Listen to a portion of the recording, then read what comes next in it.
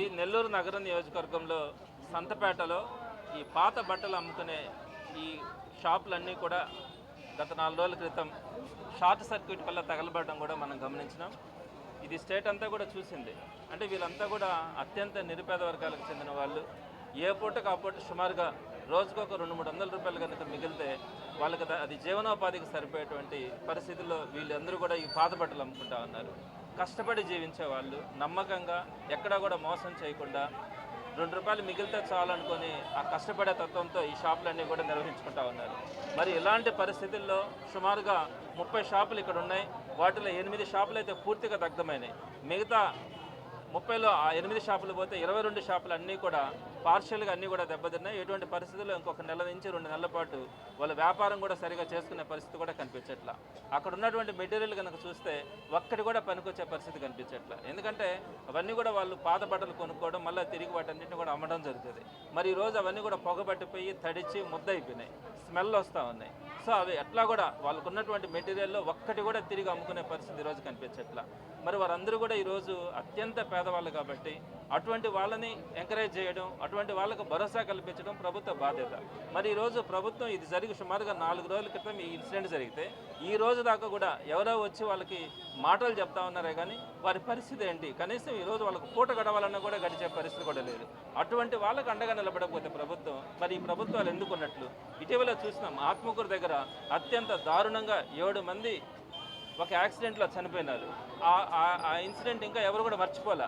అందులో కూడా నెల్లూరు నగర నియోజకవర్గానికి సంబంధించిన వాళ్ళే.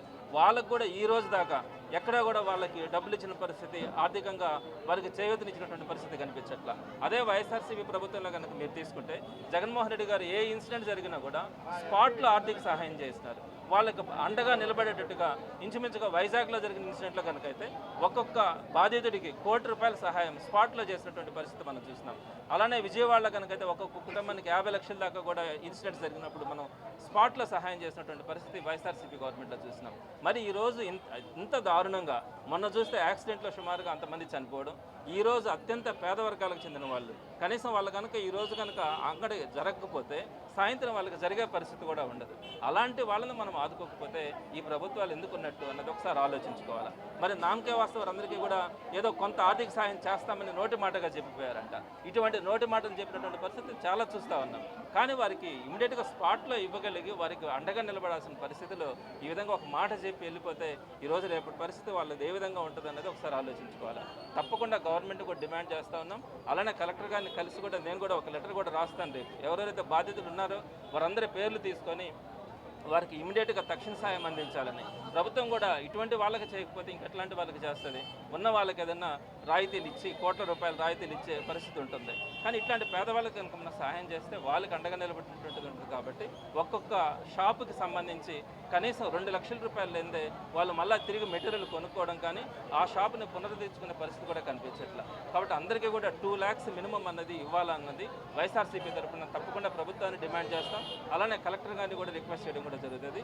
రేపు ఆ లిస్టును అన్న కూడా తీసుకోవడం జరుగుతుంది. ఈరోజు వైఎస్ఆర్సీపీ తరఫున వారందరూ కూడా అత్యంత పేద వర్గాలకు చెందిన వాళ్ళు కాబట్టి వారందరికీ కూడా ఒక్కొక్క షాపుకి సంబంధించి సుమారుగా 30 షాపులు ఉన్నాయి. ఆ 30 షాపులకు సంబంధించి ఒక్కొక్క షాపుకి ఒక బస్తా బియ్యం కానీ అలానే వాళ్ళకి కావాల్సినటువంటి నిత్యావసర సరుకులు కూడా ఈరోజు అందించడం కూడా జరిగింది. తప్పకుండా ప్రభుత్వం నుంచి వారికి సాయం అందేంత వరకు కూడా ప్రభుత్వంతో చర్చించడం కూడా జరుగుతుంది. కలెక్టర్ గారితో మాట్లాడడం కూడా జరుగుతుంది.